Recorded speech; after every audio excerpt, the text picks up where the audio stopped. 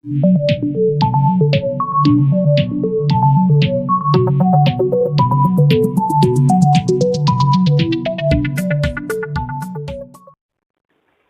Student, concepts of physics में आपका स्वागत है। हम लोग अल्टरनेटिंग करंट लेसन क्लास 12 के फिजिक्स में स्टार्ट कर चुके हैं, जिसमें आप लोगों को मैंने इंट्रोडक्शन टू अल्टरनेटिंग करंट बताया है। आज इसमें पहला टॉपिक है हमारा एवरेज वैल्यू ऑफ एसी। तो पहले एवरेज वैल्यू ऑफ एसी यानी पहले एवरेज वैल्यू का मतलब समझ लें। जैसे कि मान लीजिए एवरेज वेलोसिटी ही निकालना होता है, तो एवरेज वेलोसिटी में आप क्या करते हैं? Total displacement by total time taken. उसी प्रकार यहां देखिए एवरेज वैल्यू ऑफ एसी यानी अल्टरनेटिंग करंट यानी एवरेज करंट। एवरेज करंट का मतलब क्या हुआ? एक मैंने फिगर बनाया है, हालांकि ये स्टेडी करंट बनाया है यानी डीसी। यहां देखिए स्टेडी करंट की क्या पहचान है कि 0 से t तक जब तक टाइम बढ़ रहा है तो करंट शुरू से आखिर तक करंट है I, यानी स्टेडी करंट है, कांस्टेंट करंट है। तो I इज इक्वल टू क्या होता है? Q by T. यानी कि सर्किट में अगर I करंट फ्लो कर रहा है तो जब तक T टाइम गुजरा तब तक कितना चार्ज पास हुआ? Q। यानी सर्किट से Q चार्ज पास हुआ T टाइम में। तो यहां आपको निकालना है कि भाई कितना चार्ज पास हुआ Q इज इक्वल टू, तो ये हो जाएगा IT। यानी निकल जाएगा कि T टाइम में टोटल चार्ज पास आई हुआ। तो यहां देखिए इस रिलेशन से आप एक चीज गौर करेंगे कि टोटल चार्ज जो है स्टेडी करंट के लिए करंट और टाइम का प्रोडक्ट है। यानी इस ग्राफ में देखिए करंट आई और टाइम का प्रोडक्ट निकालेंगे तो इस ग्राफ के नीचे का जो ये एरिया होगा, ये एरिया आपको बताएगा कि टोटल चार्ज पास कितना हुआ। अगर सर्किट में करंट आई है तो टी टाइम तक में टोटल चार्ज कितना पास हुआ। अब इसी कंसेप्ट को ध्यान में रखते हुए हम लोग इस पर अप्लाई कर सकते हैं। अगर करंट मान लीजिए वेरिएबल हो, करंट कभी कम हो रहा है कभी ज्यादा हो रहा है, यानी ये इस पे करंट हमने बनाया है I और इस पे टाइम है, तो हमें चाहिए कि जब तक सर्किट में टाइम t हुआ तब तक कितना टोटल चार्ज पास हुआ। यानी कि उसी रिलेशन को ध्यान में रखते हुए अब हमें चाहिए 0 से t टाइम तक में सर्किट में कितना करंट टोटल चार्ज पास हुआ, जबकि इसमें करंट वेरिएबल जा रहा है। तो इसके लिए हम लोग इसके ग्राफ के नीचे का जो एरिया निकाल लेंगे, तो ये एरिया आपको ये बता देगा कि t टाइम तक में टोटल चार्ज कितना पास हुआ। और ज्यादा टाइम तक में चार्ज पास चाहिए तो उस टाइम के नीचे का टोटल एरिया निकाल लेंगे। ये तो आपको कंसेप्ट हो गया। अब यहां से आप एवरेज वैल्यू को समझेंगे। अब देखिए मान लीजिए कि यहां 0 से t टाइम तक में टोटल चार्ज पास हुआ Q, तो एवरेज वैल्यू ऑफ AC निकालने के लिए हम लोग क्या करेंगे? मान लीजिए कि शुरू से अंत तक करंट पास होता I एवरेज। शुरू से अंत तक कितना करंट पास होता? I average. और t टाइम तक में टोटल अमाउंट ऑफ चार्ज उतना ही हो जाता जितना इस वेरिएबल करंट से है।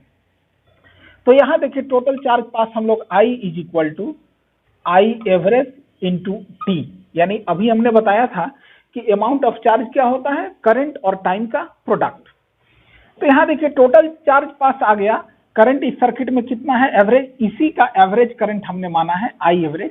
और ये करंट कितनी देर तक के लिए पास कराया गया? टी टाइम तक के लिए। तो टोटल चार्ज पास आ गया Q is equal to I average into t. यानी कि अगर टोटल चार्ज पास इस केस में इसी के बराबर है, यानी कि इस ग्राफ के नीचे का जो एरिया होगा, ये एरिया और ये एरिया बराबर हो गया। इसका मतलब इस केस का जो एवरेज करंट होगा वो इतना होगा I एवरेज। ये चीज तो इसी कंसेप्ट पर अब हम लोग AC को थोड़ा समझेंगे। अब देखिए ये मैंने अल्टरनेटिंग करंट का ग्राफ बनाया है, इससे आप पूरी तरह से वाकिफ हैं। यहां देखिए एक साइकिल में अल्टरनेटिंग करंट में एक पॉजिटिव करंट का साइकिल हाफ साइकिल है और अगला हाफ साइकिल नेगेटिव करंट का है। अगर मान लीजिए किसी सर्किट से AC का एक साइकिल पास करे, इसका मतलब फर्स्ट हाफ साइकिल में करंट मान लीजिए इस एंड से इस एंड तक गया तो अगले हाफ साइकिल में करंट दूसरे एंड से इस एंड तक आया। तो अगर एक कंप्लीट साइकिल का अगर एवरेज वैल्यू लेंगे तो एवरेज वैल्यू 0 आ जाएगा, क्योंकि पहले हाफ साइकिल में जितना चार्ज इस T/2 टाइम तक में एक साइड से दूसरे साइड गया, यानी एक एंड से दूसरे एंड गया, तो अगले हाफ साइकिल में रिवर्स करें यानी टोटल अमाउंट ऑफ चार्ज उतना ही वापस आ गया, तो एक कंप्लीट साइकिल का एवरेज वैल्यू आएगा 0। अब यहां आप देखिए तो एक रेजिस्टेंस में करंट चाहे इस एंड से उस एंड जाए या उस एंड से इस एंड जाए, तो रेजिस्टेंस तो वर्क करेगा। मान लीजिए रेजिस्टेंस बल्ब हो या हीटर हो, ये तो हीट करेगा, वर्क करेगा, यानी एवरेज वैल्यू 0 कर देने से हमारा काम होने वाला नहीं है। तो एसी के लिए हम लोग average value of alternating current लाने के लिए हाफ साइकिल का उपयोग करते हैं। हाफ साइकिल का जो एवरेज वैल्यू आएगा उसी को हम लोग मान लेते हैं एवरेज वैल्यू ऑफ एसी। थोड़ा सा इसको समझ लें आप। अब इसका एवरेज वैल्यू चाहिए तो मान लीजिए मैक्सिमम करंट तो I0 है, और अभी हमने बताया कि एवरेज वैल्यू निकालने के लिए क्या होता है, करंट और टाइम का जो ग्राफ है इसके नीचे का एरिया जो है वो एरिया एवरेज वैल्यू ऑफ, मतलब टोटल अमाउंट ऑफ चार्ज पास हुआ। तो यहाँ देखिए टोटल अमाउंट ऑफ चार्ज पास निकालना है कि 0 से T/2 टाइम तक में टोटल अमाउंट ऑफ चार्ज पास कितना हुआ, तो Q इज इक्वल टू, तो अब इस ग्राफ के नीचे का एरिया चाहिए, ये एरिया आप निकालेंगे। मान लीजिए कि अगर हम एक ऐसा करंट पास कराते हैं, इसी ग्राफ में मैं बनाता हूं, एक सर्किट से करंट पास कराते हैं, ये एक स्टेडी करंट पास कराते हैं I एवरेज, एक स्टेडी करंट I एवरेज पास कराया कितने देर तक के लिए, T/2 टाइम तक के लिए। ध्यान दीजिए ये जो करंट हमने I एवरेज दिखाया है इसका शुरू से अंत तक मैग्नीट्यूड बराबर है। तो अगर इस ग्राफ के नीचे का एरिया और इस ग्राफ के नीचे का एरिया बराबर है, इसका मतलब कि ये जो वेरी करता हुआ करंट पास हो रहा है तभी total amount of charge pass T/2 time तक में उतना ही है, और अगर करंट I एवरेज फ्लो करता है तभी इस ग्राफ के नीचे का अगर एरिया उतना ही है, तो इस केस में भी टोटल अमाउंट ऑफ चार्ज पास उतना ही हो गया। यानी इस अल्टरनेटिंग करंट का एवरेज वैल्यू जो होगा ये हो जाएगा I एवरेज। ये मेरे ख्याल से आप अच्छे तरीके से समझ गए। अब मैं इसका डेरिवेशन को कराता हूं। अब इस ग्राफ पे ध्यान दीजिए, मैंने एक एसी के हाफ साइकिल को दिखाया है 0 से T/2 टाइम तक, और इसमें जब टाइम T हो रहा है उस वक्त इंस्टेंटेनियस करंट I है। हालांकि इसका peak value of current I0 है, लेकिन जब टाइम T हो रहा है उस समय तक का इंस्टेंटेनियस करंट I है। तो हमें निकालना है कि T से लेकर के T+dt टाइम, यानी ये टाइम इंटरवल कितना हुआ, dt हुआ, इस dt टाइम इंटरवल में टोटल अमाउंट ऑफ चार्ज पास कितना हुआ। तो हम लोग जानते हैं कि I इज इक्वल टू क्या होता है, I is equal to dq/dt। यानी मान लीजिए कि dt टाइम इंटरवल भर में कितना अमाउंट ऑफ चार्ज पास हुआ, dq। तो इस dq को सब्जेक्ट बनाइए, dq is equal to I dt। ये निकल गया कि इस छोटे से टाइम इंटरवल में dt में टोटल अमाउंट ऑफ चार्ज कितना पास हुआ, I dt। अब यहां देखिए, चूंकि हम लोग जानते हैं कि एसी करंट कितना होता है, I is equal to I0 sin omega t। ये आप अच्छे तरीके से जानते हैं कि t टाइम पर एक जो इंस्टेंटेनियस करंट का वैल्यू हम लोग निकालते हैं एसी में, I का वैल्यू कितना होना चाहिए, I0 sin ओमेगा t। तो अब इस I की वैल्यू इसमें हम लोग डालें इस एक्सप्रेशन में, dq is equal to I के जगह पर डालें I0 sin omega t into dt। अब देखिए ये तो निकला हमारा कि टोटल चार्ज पास कितना हुआ इस छोटे से टाइम इंटरवल dt में। अगर देखा जाए ग्राफ वाले मेथड से, तो इस dt टाइम इंटरवल का जो ग्राफ है, इस ग्राफ के नीचे का जो एरिया होगा वो एरिया आएगा dq के बराबर। अब हमें टोटल चार्ज पास चाहिए 0 से T/2 टाइम तक के बीच में, तो टोटल ग्राफ के नीचे का एरिया चाहिए। तो इसके लिए हम लोग इंटीग्रेट करेंगे total amount of charge pass in half cycle of AC. तो इंटीग्रेट करेंगे तो ये dq हो गया q, यानी मान लीजिए कि 0 से T/2 टाइम तक में टोटल चार्ज पास हुआ q, और इसको इंटीग्रेट कर दीजिए I0 sine omega T D T, और लिमिट दे दीजिए 0 से p/2। अब यहां ध्यान देने की जरूरत है आपको कि इंटीग्रेट करेंगे तो कांस्टेंट इंटीग्रेशन से बाहर हो जाएगा और साइन ओमेगा टी का इंटीग्रेशन हो जाएगा minus cos omega T by omega. मेरे ख्याल से ये आपको एक्सप्लेन करने की जरूरत नहीं है। और अब इसमें लिमिट दे देंगे 0 से p/2। तो अब आगे देखिए, minus I not by omega, और जहां लिमिट आपको पुट करना है वो है आपका कॉस ओमेगा टी, और ये 0 से t/2 लिमिट हो गया है। अब यहां देखिए, minus I not by omega के जगह पे हम लोग पुट कर सकते हैं 2π/t, और यहां लिमिट पुट करें कॉस ओमेगा कितना होता है आपको पता होगा, ओमेगा इज इक्वल टू होता है 2π/t। तो ओमेगा की जगह पे डालें 2π/t, और अपर लिमिट इस इंस्टेंटेनियस टाइम t के जगह पे पुट होगा t/2। इससे आप भली भांति वाकिफ होंगे लिमिट कैसे पुट करते हैं इंटीग्रेशन में। फिर माइनस लोअर लिमिट 0 पुट करेंगे t पर, तो कॉस 0 हो जाएगा, और कॉस 0 मैंने लिख लिया।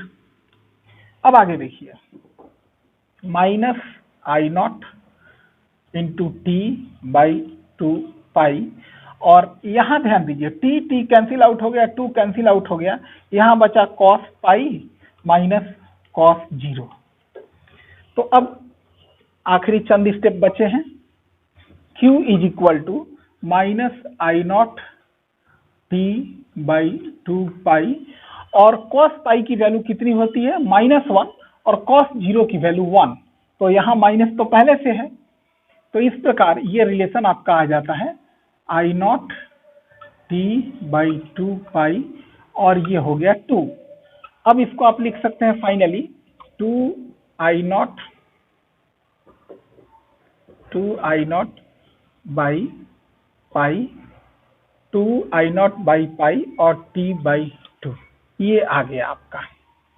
अब आप लास्ट में लिखेंगे कि if average value of AC is I average is equal to q/t/2। आप जान रहे हैं कि एवरेज वैल्यू क्या होता है, total charge pass divided by time taken. तो यहां से देखिए आपका एवरेज वैल्यू आ गया q इज इक्वल टू, यानी टोटल चार्ज पास आ गया q is equal to I average into t/2। तो ये है आपका फर्स्ट इक्वेशन और ये है सेकंड इक्वेशन। अब इन दोनों इक्वेशन को कंपेयर करें। अगर ये करंट पास होता है तो टोटल चार्ज पास का एक्सप्रेशन ये आता है, और इसी का एवरेज वैल्यू अगर पास होता है एवरेज करंट, तो एक्सप्रेशन ये आता है। तो इन फर्स्ट और सेकंड इक्वेशन को आप कंपेयर करेंगे, लिखेंगे comparing equation first and second, तो आएगा I average is equal to, I average के जगह पर इसमें क्या है 2i नॉट बाई पाई, ये हो गया आपका एवरेज वैल्यू ऑफ AC। अब इस डेरिवेशन को मैं ढंग से लिखा देता हूं, समझेंगे आप यहां से, और फिर उस डेरिवेशन को जो मैं अभी बोर्ड पे नोट कराऊंगा उसको आप अपने नोटबुक पे नोट कर लेंगे। अब देखिए आप अपने नोटबुक पर कैसे नोट करेंगे, मीन और average value of AC। It is that steady current which when passed through a circuit for half the time period of the alternating current sends the same amount of charge as is done by the alternating current in the same time through the same circuit. It is denoted by IM और IA। हालांकि definition में जो भी बातें कही गई हैं मैंने आपको अच्छे तरीके से समझा दिया है। आगे इसका एक्सप्रेशन देखें। The instantaneous value of AC in the circuit is given by I is equal to I naught sin omega t। ध्यान रखिए ये एक्सप्रेशन स्टार्ट करने के पहले, जो अभी थोड़ी देर पहले यहाँ पर जो मैंने ग्राफ बनाया था, जिस ग्राफ के सहारे मैंने आपको ये एक्सप्रेशन समझाया, वो ग्राफ बनाना होगा। वो तो मैंने अभी मिटा दिया है। तो एक्सप्रेशन लिख करके सबसे पहले ग्राफ बनाएं और उसके बाद लिखना स्टार्ट करें। The instantaneous value of AC is given by this I is equal to I naught sin omega t। If dq charge is passed through the circuit in time dt, then I is equal to dq by dt। ये भी आप अच्छे तरीके से जानते हैं। तो यहाँ आ गया dq is equal to I dt। अब इस I के जगह पर फर्स्ट इक्वेशन से इस I की वैल्यू को पुट कर देंगे तो हमारा एक्सप्रेशन ये हो गया। अब ये तो हमने छोटे टाइम इंटरवल dt में टोटल चार्ज पास निकाल दिया। अब एसी के हाफ साइकिल के लिए निकालेंगे टोटल चार्ज पास, तो the total amount of charge pass through the circuit during half cycle of AC. तो इस एक्सप्रेशन को इंटीग्रेट करना पड़ेगा 0 से t/2 लिमिट दे करके, ये मैंने आपको थोड़ी देर पहले समझाया भी है। और यहाँ साइड में ब्रैकेट में लिख दे t = time period of AC.